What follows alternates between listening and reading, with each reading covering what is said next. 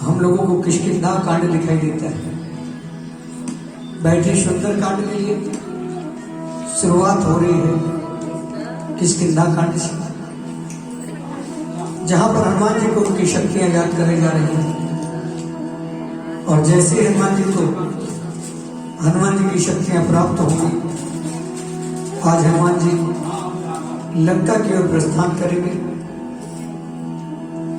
और कहते हैं कि किसी भी काम को अगर करना हो तो पहले योजना बनाइए, और योजना बनाकर जब आप काम करते हैं तो वो काम निश्चित ही सफल होता है। समुद्र किनारे समस्त रामादल एकत्रित है, चिंतन हो रहा है, मनन हो रहा है कि लंका कौन जाए। 100 योजन का विशाल समुद्र है। किसी ने कहा 10 तो किसी ने कहा 20, किसी ने कहा 30 तो किसी ने कहा 40। जामवंत जी ने कहा 100 योजन है, 30, 40, 50 से कुछ नहीं हुआ। जामवंत जी ने कहा जब मैं युवा था तो राजा बलि को बांधने के लिए बलि बांधित प्रभु बाढ़ो वामन अवतार लिया था प्रभु ने, और उस तन की व्याख्या नहीं की जा सकती। शो तन भरने न जाए,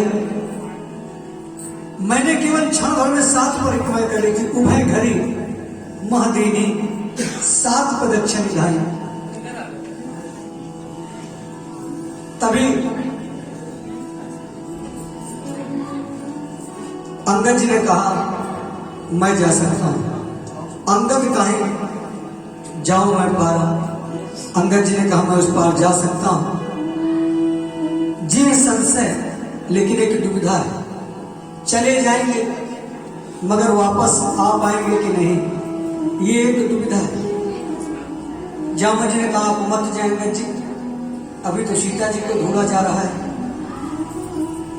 जामवंत कहे तुम सब लायक, पठिए कि सब ही कर नायक। आप सेनापति हैं, इसलिए आपको भेजना उचित नहीं होगा। सारे वानर अपने बल का बखान करते हैं, मगर एक हनुमान जी जो है वो चुपचाप बैठे हैं, कुछ नहीं बोलते। और कहते हैं जीवन में जब कोई चुप बैठा हो, कुछ ना बोल रहा हो, और आपको लगे वो कुछ बोले, उसके लिए आप उसकी थोड़ी सी प्रशंसा कर दीजिए। फिर वो इतना बोलेगा कि उसे चुप कराना ही मुश्किल हो जाएगा। ये वो हनुमान जी की थोड़ी प्रशंसा कर दीजिए, तब हनुमान जी बोलेंगे। तो जामवंत जी ने कहा कि ताहे नीच पति सुन हनुमाना, अरे का चुप शादी रहे हो बलवान। बलवान होकर आप चुप बैठे हैं सभा में, कुछ बोलते नहीं। मगर हनुमान जी कुछ नहीं बोले। ये हुआ कि हनुमान जी के पिताजी की थोड़ी प्रशंसा की जाए, तब शायद कुछ हनुमान जी बोले। जामवंत जी ने कहा पवन तने बल पवन समाना, और बुद्ध विवेक विज्ञान विधाना। पवन के पुत्र हैं, पवन के समान है, बल और बुद्धि के आप निधान हैं। लेकिन हनुमान जी कुछ नहीं बोले। ये हुआ कि प्रशंसा थोड़ी और बढ़ाई जाए, तब शायद बोले। जामवंत जी ने कहा कि कवन सो काज कठिन जग माही, अरे कौन सा ऐसा कठिन कार्य इस जगत में है जो नहीं होई तात तुम पाही, जो तुम्हारे द्वारा प्राप्त नहीं किया जा सकता। मगर हनुमान जी कुछ नहीं बोले, क्योंकि हनुमान जी ना देह में है, ना हनुमान जी गेह में है। हनुमान जी तो हमारे राम जी की नेह में है। और जैसे जामवंत जी ने कहा कि राम काज लगी तब अवतारा। राम काज का जैसे ईश्वर हनुमान जी के कानों में गया, सुनता ही भयो पर्वताकारा। पर्वत के आकार का विशाल रूप हनुमान जी ने बनाना शुरू कर दिया। कनक वर्ण तन तेज विराजा, और मान अपर गिरिन कर राजा। स्वर्ण के समान स्वर्ण शैलाभ देहम।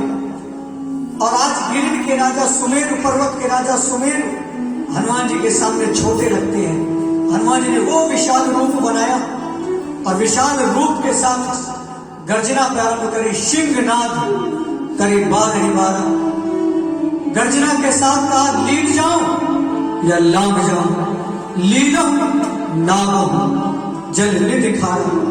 इस खारे समुद्र का क्या करना है बताइए जामवंत जी। कहे तो पूरे खानदान को ही मार दूंगा, सहित सहाय राम नहीं मारे। अभी जाकर रावण के खानदान को मार दूं, और जिस त्रिकूट पर लंका बसी है कहे तो उसे ही उठा लो। आनो यहाँ त्रिकूट उपारी। जामवंत जी बताइए, जामवंत मैं पूछूं तो ही उचित शिखावत दीजो मोही। बताइए जामवंत जी, जो उचित हो मुझे कितना करना है। जामवंत जी का कितना नहीं, इतना करो तात तुम जाई, शीत ही दे के कहूं सुध आई। बस तुम देख करके लौट आओ, क्योंकि हनुमान तुम नहीं मारोगे, राम जी मारेंगे रावण को। इस बात का विशेष ध्यान, क्योंकि ये लीला राम की है, तुम केवल पात्र हो। जब हनुमान जी ये जान गए कि ये लीला राम की है, मैं केवल पात्र हूं, हनुमान जी के जीवन का सुंदरकांड प्रारंभ हो जाता है। और हमारे साथ भी यही है, जब हम ये जान जाते हैं जो कुछ हो रहा है ये सब राम की लीला है, हम केवल पात्र हैं, उस दिन हमारे जीवन का सुंदरकांड प्रारंभ हो जाता है। तब निज भुज पल राजू नैना और कौतुक लाभ शब्द कपि सेना। सेना जाएगी और राम जी मारेंगे। और सुंदरकांड की पहली चौपाई है, जामवंत के वचन सुहाए। हनुमान जी को इतने पसंद आए जामवंत के वचन, यही है, कपि सेन संग संहार निश्चय, राम सीता ही आने हैं, तैलोक पावन सुजस सुर मुनि नार लादे बखाने हैं। और बाबा ने उनके लिए लिखा, जो कहते हैं सुंदरकांड से क्या होता है, लिखा है जो सुन लेते हैं, जो सुनत, और हमारे भैया लोग जो गाते हैं गावत, और हमारे जैसे जब कहते हैं और आप जैसे सब समझ जाते हैं, जो सुनत गावत कहत समझत, ये परम नर पद पावे। और ऐसा हमने ये रघुवीर पद पाथोज मधुकर दास तुलसी गावे। तुलसीदास जी ऐसा कहते हैं कि भव भेषज रघुनाथ जस। और कहते हैं हिंदुस्तान में बहुत से ज्ञानी जन हैं, कुछ कहते हैं कि माताओं को सुंदरकांड नहीं पढ़ना चाहिए। साफ साफ लिखा है कि भव भेषज रघुनाथ जस सुनहि जे नर और नारी। साफ साफ लिखा है, नर हो या नारी हो, जो भी पढ़ने सुन ले उनके सकल मनोरथ सिद्ध करें तिशराय।